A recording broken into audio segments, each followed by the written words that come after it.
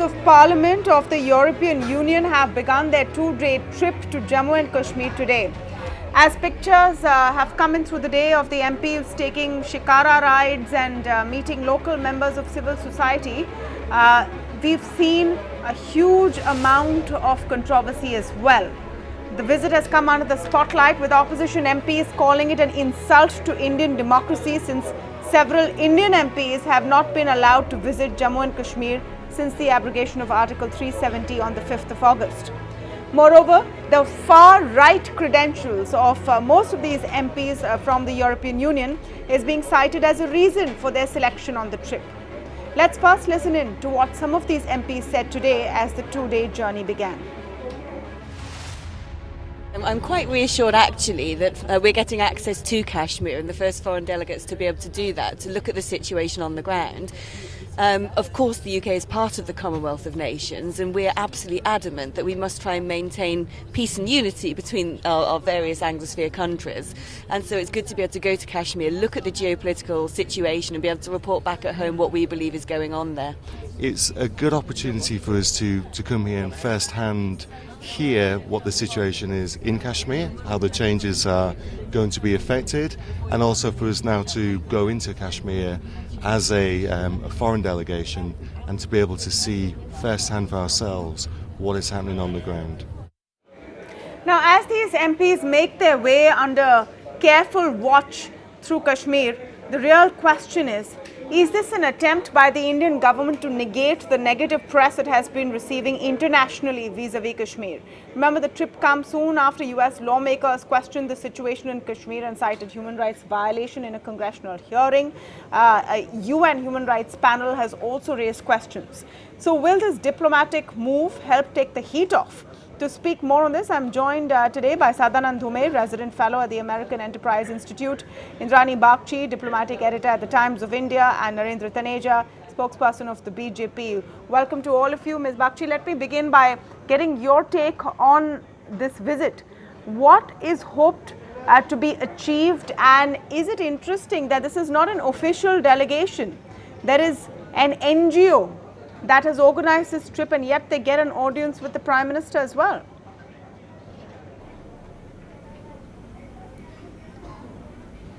Well, you should, I think, look at it as part of India's international influence gathering. Yes, none of these MPs have come on their official capacity, they've come in their personal capacity. But the government, the way the government looks at this is that they have invited MPs from several European countries to visit Kashmir, and they are looking at this as only the first step. Whether they are successful or not is a different matter, but I believe they will be. The fact is that they want to slowly open this up to more foreign visits to Kashmir.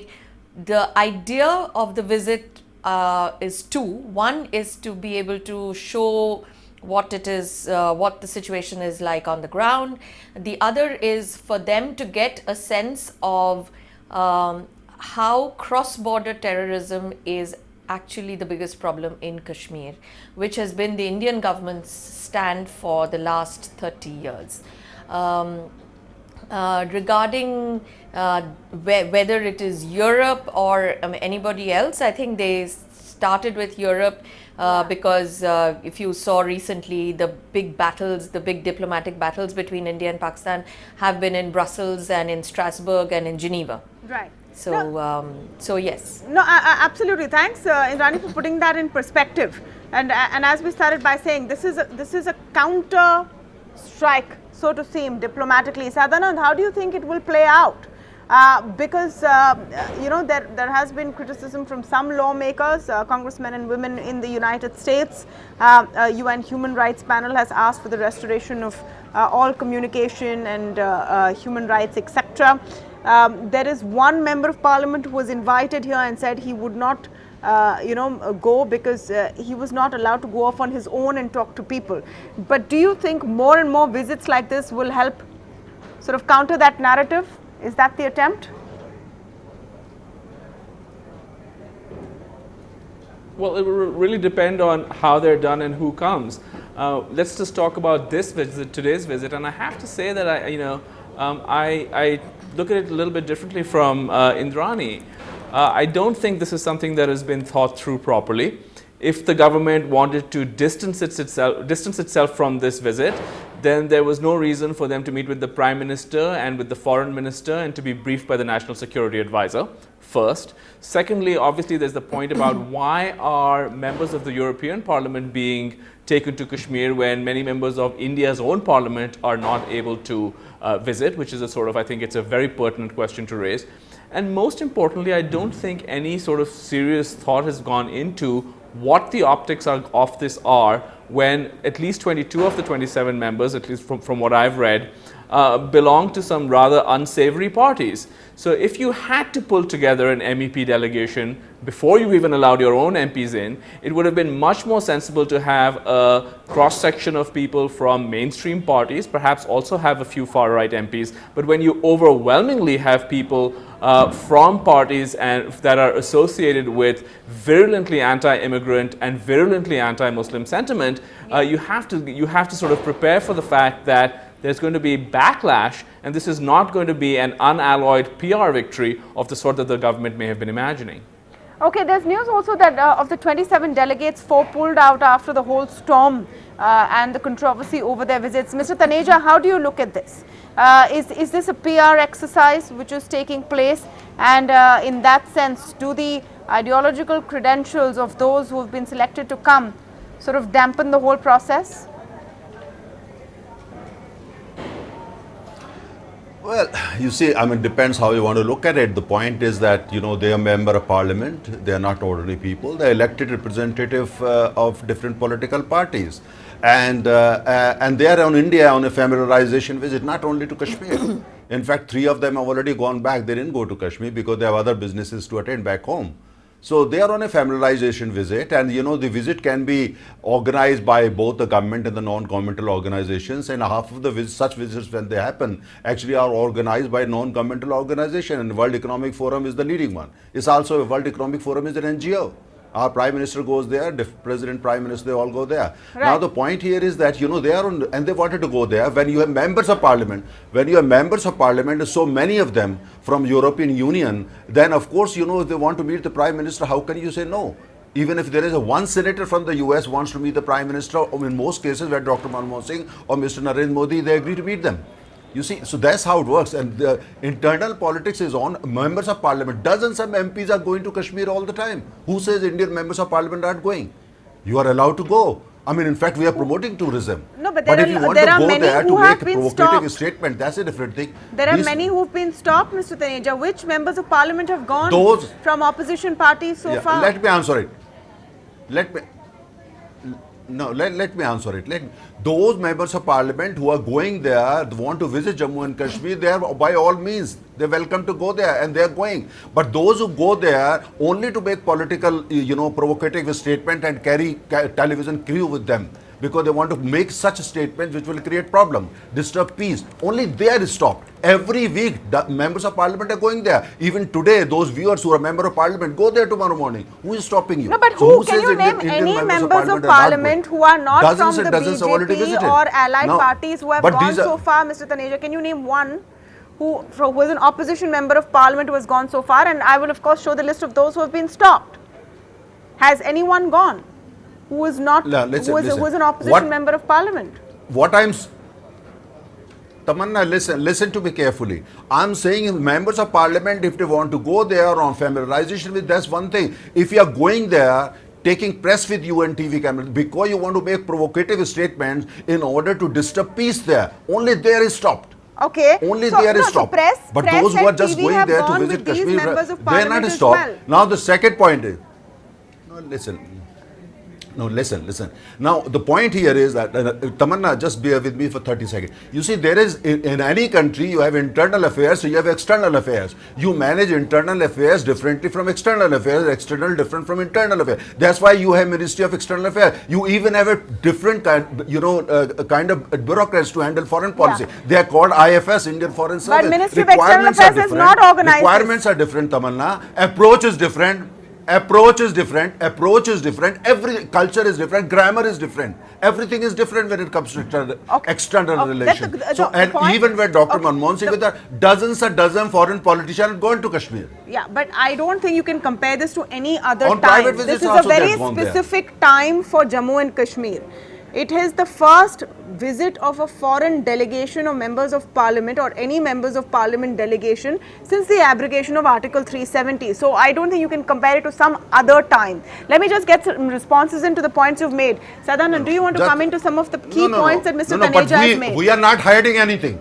Tamanna, we are not hiding anything. No, I don't we think are there's not a hiding question of anything. hiding. No, I don't think there is a question of hiding. No, I didn't say They did nothing, and we are doing it. No, I don't think there's a question of So we are not hiding anything. Because there are enough critical articles about what's happening in Jammu and Kashmir. People are reporting.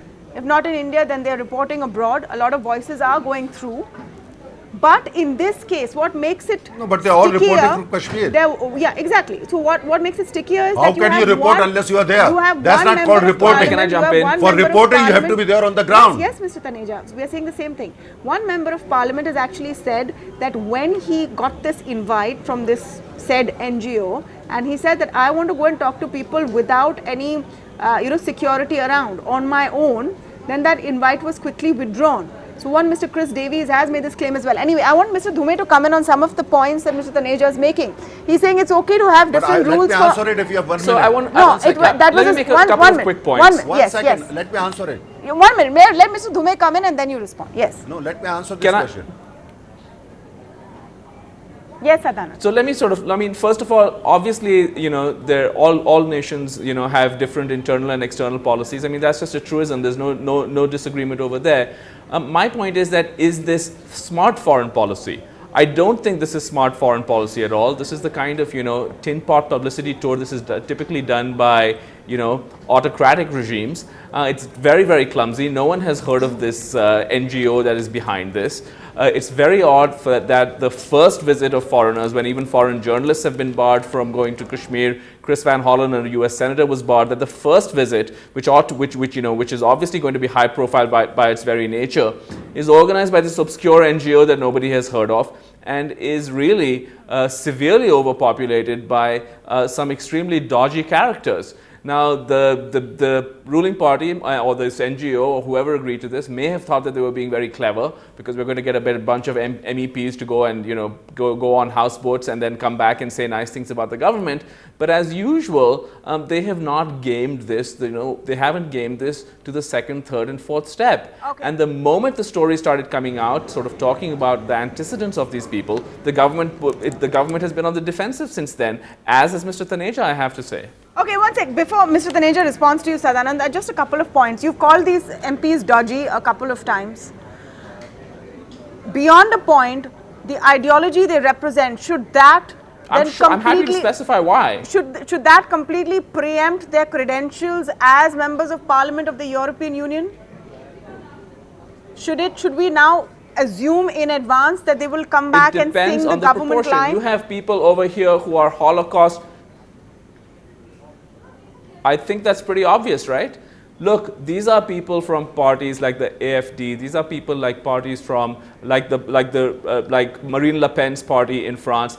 These are virulently anti-immigrant parties. I mean, it's actually quite ironic, because many of these people would be equally hostile to the idea of any Indian immigrants in their countries. And the only thing that is binding them to the ruling party in this case is a deep suspicion of Islam and Muslim immigrants. Okay. But what the ruling party does not seem to understand is that these very parties, including the ruling party in Poland, have an extremely sort of negative approach in general towards all brown, black immigrants to their countries. Okay, Mr. Taneja, I want you to respond. Yes. Now, two quick points. First of all, of course, you want to call the elected representative with dodgy characters and so on. That's your prerogative. You can do that. But the point is, you are referring to AFG. I mean, I might not agree with them on personal basis, but the point is they're close to 100 members of parliament in Bundestag, German parliament, representing this party. And there are many people who talk very different to what you are trying to say. They are not dodgy characters. Are you saying all these people are dodgy characters, 100 of them sitting in Bundestag? Are you think Germans, they don't know anything? They are the one who suffered. They will know better than you. Now the point is that they are elected representative. They are very powerful blocks in the European Parliament. We are working there to promote our national interests. You can have your opinion sitting in Washington DC or wherever you are. But the point is that we are elected by the people of India to protect and to work for Indian national interests. And we have to deal with all kind of people. Our people are not the voters there. Second thing is Chris Davis, you said. Yes. If he you're comes doing a bad and job he is my wants to point. We have Okay, his one independent minute. program. And if there is, no, that's, you are doing bad job. You are doing very bad job, terrible job. Okay, one second. That's my view, because you are commenting on One we as the sec. government. So now the point we're is all- Chris we're getting Davis. all kinds of I mean, views he here. wanted Yes, to make go your on his point own. on Chris Davis, yes. Davis. No, Chris Davis, you're from Liberal Democrat Party. He wanted to go on his own. He didn't want to be part of the delegation. The point is that it is the responsibility of the government there to protect him. What happens if sleeper cells of Pakistan, they go after him? They get him. What do? Then you will run that story all over the world. Member of Parliament, European Member of Parliament, and all that. So now the point is that this was not something Okay. at this stage It's a we could have Chris allowed. Davies There was a are secure- issues in Kashmir, and we didn't create those issues. We didn't create those issues. Okay, now the question is, so clearly this is like a diplomatic counter move. Is it working or not? Sadanand Dhume's opinion is that it is not working. It's a bad plan. He has a right to have that opinion, Mr. Taneja. He's not personally saying that you yourself are doing a bad job. So just let's take it in that context. That's okay. Yeah, let's take it in that context. I think we're all looking at different points of view here. That's the point. Indrani, let me come back to you. You mentioned in the beginning of this conversation that you see this as one part of a broader plan. Now, that would include at some point having to get over lawmakers who may not see eye to eye with exactly what the Indian government is claiming or saying today, who are being taken in by stories of human rights violations, etc. And you saw that reflecting in that US congressional hearing, where lawmakers were listening to what their constituents were telling them. So that move will have to be made at some point to give this entire exercise some legitimacy.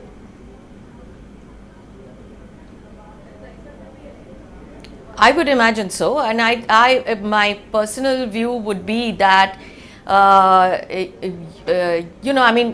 think they could have done a much better job of spreading it out a little bit. I mean, it is ridiculous to say that they will not engage with, say, the Polish constituents of this delegation. The Polish constituents belong to the PIS, which has just won its second election in Poland. Yes, they have they're a right-wing, center-right-wing, but does that mean that you don't engage with them? For years, European governments or US governments have engaged with the opposition party in India, which was then a right-wing party, and now it is in power. So that is less of a problem. The mix of delegates could have been better, in the sense that from what my government sources say, that they were not looking at whether these people come from extreme right parties, but they were looking at whether these people have similar views or would be amenable to understanding Indian views regarding terror and regarding the situation in Kashmir. If you go back to the debates that happened in the European Parliament, I think you will find that the people who actually supported the Indian point of view then were some of these members in this delegation. I presume that was the reason why they were invited and put on the first trip. From what I have heard, this exercise will be repeated with other countries, other lawmakers of different political persuasions. Yeah. But that they started with this, whether that was a good move or not, I think we'll have to wait for the visit to be over. Yes. I believe the EU delegation will be addressing the media tomorrow. Yeah. And I think you'll get a better sense of how they look at it, or when they go back, how they report on it. And then I think we'd get a better sense of whether this was a success or not. No, but you know, the larger point also from what Mr. Taneja said earlier, when I asked you about why not the Indian MPs and which opposition MPs have gone. Mr. Taneja, you said that, you know, if people are going to go and make politically provocative statements, etc. Now, my question is, there is a sense and there is an impression, looking at the mix of parliamentarians that have been chosen today, that the government wants to take those that they think will agree with them in all ways. You are hoping to find sort of a political echo chamber. Can I say, okay, if I can Yes, Indrani. Let just Indrani finish her point before I go to Mr. Taneja. No. If I can interject here. Yes, Indrani. So I would say there are two problematic propositions here. Yeah. One is I think Indian parliamentarians, Indian political leaders should definitely be allowed inside Kashmir. I don't, this whole distinction of somebody going as a visitor and somebody going to politic. I mean, we have called in political representatives to Kashmir. So to deny Indian political leaders access to Kashmir, I think is absolutely unconscionable. I think what is even more problematic for the government is the fact that while you are trying to project normalcy in Kashmir, the fact remains that there are about 25 to 30 mainstream political leaders of Kashmir who are currently under detention. And I believe that itself would be much more problematic when you are trying to project a certain sense of normalcy. Okay. I think that would be a bigger problem. No, absolutely. Mr. Taneja, now that, you know, Indrani's added context to that, how will you dispel the sense that the Indian government only wants people who say, like you say in Hindi, haan mein haan milana, and people who agree with you want only those people in Kashmir. And if they are people who are elected by the Indian people, the MPs elected by the Indian people, even if they don't agree with you, they do represent their constituents. So why should they not be allowed then? No, but of course they don't have to agree with. No, but why do you presume all these people who have come from European Parliament, they agree with us? Why do you presume that? The point is their political party different. We just say all of them are like that. Those are the labels some people are throwing at them. But that's not exactly the case, and moreover, government has not organized it. Facilitation, yes, is not organized by the government. Who knows, tomorrow some people from the left or the far left, or all kind of labels that people have got in their box, they may call them. They may also come. They may want to visit. Some of them, if it's all okay, they may be permitted. So it's like that. You see, the point is there are issues there in Kashmir which we didn't create. No, Mr. Taneja, just on this government part, allowed me to interject the government invitation part. Right now in Kashmir, for anyone to believe that anyone from outside can enter Kashmir without explicit government permission, without the army being involved, without security being involved, is a little tough to believe.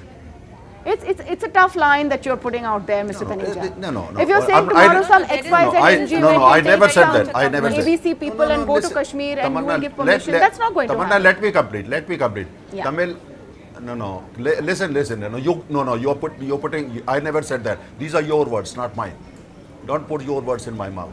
What I'm saying is the delegation here on a familiarization visit to India. Some of them, in fact, majority of them also wanted to visit Kashmir. Okay. And the government facilitated it. That's it. They just facilitated it. That's what I'm saying. In case, because they are members of parliament, they elected members of parliament from a bloc, that is very important. You know, for us, that is the European Union, and they wanted to go, so we facilitate. And for that matter, there are lots of other people who go to other parts of the country, including Northeast, if they need some support, facilitation. Right now, Kashmir is not other parts of the country. It's not the same thing. It's not an equivalence we can make. We know what the situation is right now. It's a sensitive situation. We are trying to get it back together. This could be a tactic of, you know, negating all of that diplomacy, you know, international sort of critique that we're getting from some quarters. We might be trying to negate it. Will it work or not? We'll have to see. Maybe the first step is to allow those who differ with you into Kashmir, especially if they're elected members of parliament in the Indian parliament, which is most important to the people of India. Anyway, I'll end it there. I want to thank all of you for joining us on the debate. They are going, I'm sure. They can go whenever they want. I'm yet to hear of a single one being allowed, but let's keep an eye on this space, and I want to thank all of you for joining us on the debate this evening. That's all the time we have, but we'll see you right back here tomorrow. Thank you.